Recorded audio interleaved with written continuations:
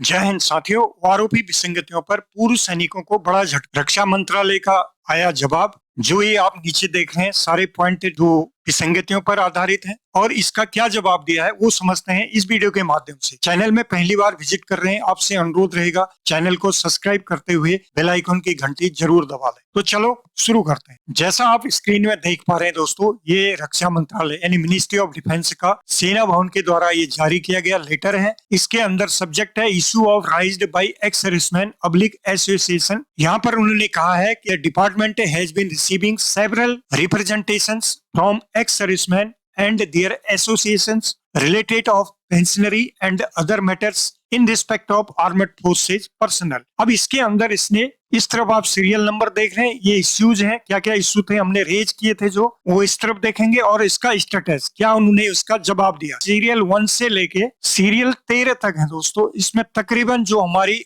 आरोपी एनोमलीज थी उस पर पूरा इसने कवर किया हुआ है। तो एक एक करके समझते हैं, क्वेश्चन आंसर बता देता हूँ। सीरियल 1 से लेके 13 तक क्या क्या इसमें कहा गया है। सीरियल 1 में इसने कहा फिटमेंट फैक्टर जेसीओ जवान का जो 2.57 और 2.81 की जहां पर बात हुई थी उसका आंसर इसने दिया है 7th सीपीसी ने इसको रेशनलाइज किया, जबकि यह पे बैंड 1 से पे बैंड 2 तक, पे बैंड 2 से पे बैंड 3 तक और पे बैंड 3 से ऑनवर्ड्स इसमें अलग अलग फैक्टर लगाए गए हैं। क्या क्या फैक्टर लगे हैं? पे बैंड 1 से पे बैंड 2 तक 2.57 से कैलकुलेशन किया गया है और 2.67 से कैलकुलेशन किया गया। पे बैंड 3 से लेके उसके ऊपर जिनके ऊपर ज्यादा रिस्पॉन्सिबिलिटी है उनको 2.67 से किया गया है, ये यहाँ पर बताया दोस्तों। और सीनियर एडमिनिस्ट्रेटिव ग्रेड को 2.72 से किया गया है और एचएजी यानी हायर एडमिनिस्ट्रेटिव ग्रेड को 2.81 से किया गया है। यहाँ पर इसने सर्विस चीफ,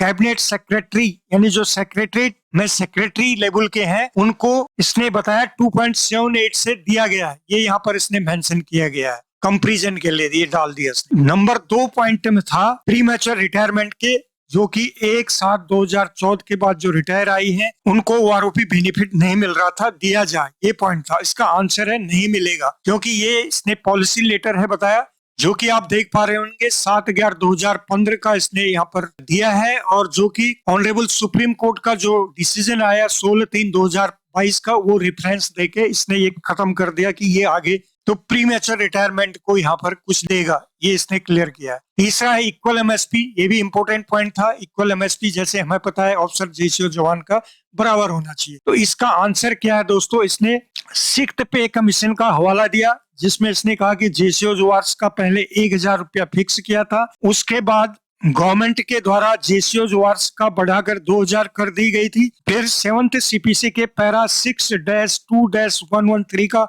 हवाला देकर इसने बताया कि कमीशन जो बना था उसने एमएसपी को ग्रांट किया, जिसमें 7th सीपीसी का पैरा 5.2.22 का इसने आधार पर 15,500 ऑफिसर्स का, जेसीओ जवार्स का 5,200 और उस समय सरकार ने इसे माना और आर्मड फोर्सेज के जो पे रूल 2017 का है उस पर ये लागू कर दिया गया और उसके आधार पर इसको इशू किया गया। तो इस पर भी कुछ नहीं होने वाला है सरकार की तरफ से, ये क्लियर कर दिया दोस्तों। अब आगे बढ़ते हैं, चौथा पॉइंट में बढ़ते हैं। ऑफिसर्स जेसीओ जवान और ऑनरी कमीशन से ज्यादा फायदा ले रहा है अंडर ओआरओपी 2 रिवीजन के अंदर। तो ये इसका आंसर इसने दिया। ओआरओपी रेट तय किए गए एवरेज और मिनिमम एंड मैक्सिमम के आधार पर, जो कि लाइव डाटा 2018 के जो रिटायरी थे यानी जो रिटायर हो रहे थे उसके आधार पर लिया गया है। एवरेज से ऊपर पेंशन को प्रोटेक्ट किया गया है और यह पॉलिसी ऑफिसर जेसीओ जवान सभी के लिए एक समान है, जो कि एमओडी लेटर 7/11/2015 का हवाला उसने यहाँ पर दिया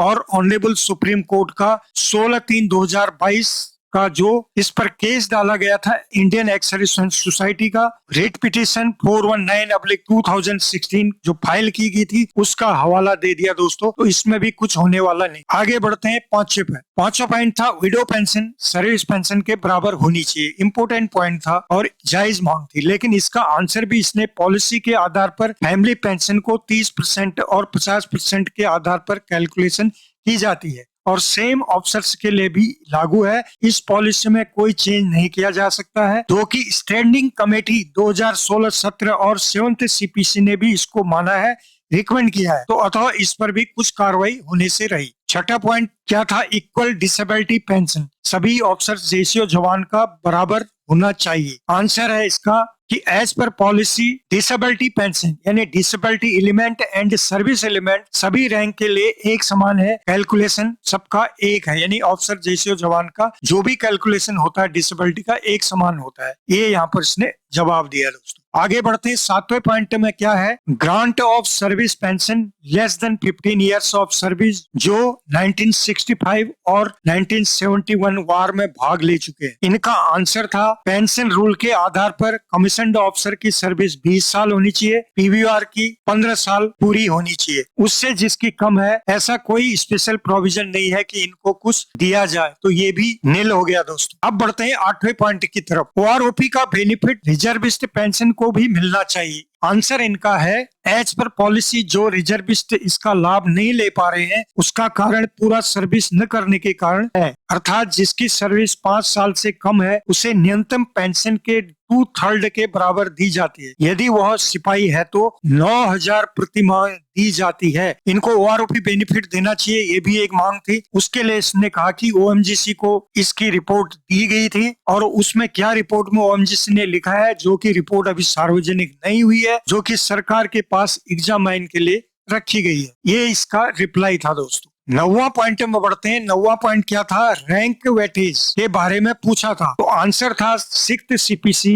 ने फुल पेंशन लिंक कर दी जिसकी क्वालिफाइंग सर्विस 30 साल है। हालांकि बाद में 6th सीपीसी ने इसमें सिफारिश से 33 वर्ष की आयु के साथ जो जुड़े हुए थे वर्तमान में पेंशन 50% के साथ कैलकुलेट किया जाता है। ये इसका जवाब था। 50% के साथ एक कैलकुलेशन हो रहा है, यहाँ पर ये बताया गया दोस्तों। अब आते हैं 10वें point, demand of 75 pension of last pay drawn. Last pay drawn का 75% मिलना चाहिए, ये क्वेश्चन था, ये मांग थी और इसका आंसर इसने दिया as per existing provision service pension 50% के साथ कैलकुलेट की जाती है जो कि सभी डिफेंस पेंशनर्स के लिए लागू है और आगे भी इसको चेंज करने का कोई प्रस्ताव नहीं है। तो दोस्तों ये भी यहाँ पर नीली है। अब 11वां पॉइंट इम्पोर्टेंट पॉइंट है एमएससीपी का मुद्दा। जैसे कि आपको पता है प्री 2006 से पहले जो रिटायरी है एमएससीपी का लाभ उनको मिलना चाहिए, ये एक पॉइंट था। इसका आंसर इन्होंने दिया है एमएससीपी का लाभ सेवारत कर्मियों के लिए है। सेवा शर्तों में सुधार और उसके आधार पर अनुमति दी गई है। कुछ निर्धारित शर्तों को पूरा करने पर इस तरह की अनुमति उन लोगों को नहीं दी जा सकती जिन्होंने ऐसा नहीं किया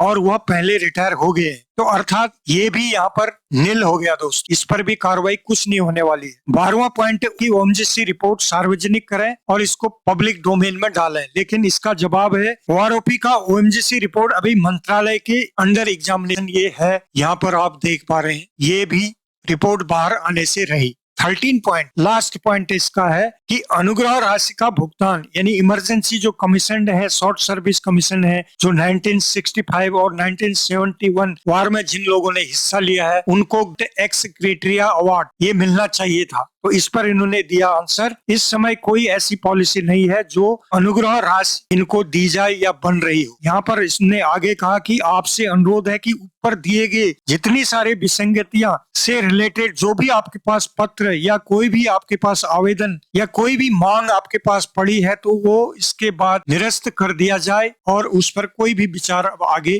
नहीं होगा दोस्तों। तो ये थी पूरी रक्षा मंत्रालय की रिपोर्ट जो कि ओआरओपी विसंगतियों पर आधारित थी दोस्तों। अब इससे आप अनुमान लगा सकते हैं कि आगे इस पर क्या होने वाला है, क्या इसका लाभ मिलेगा, ये आप खुद समझदार हैं। तो फिर मिलते हैं एक किसी नए अपडेट के साथ, तब तक के लिए जय हिंद जय भारत।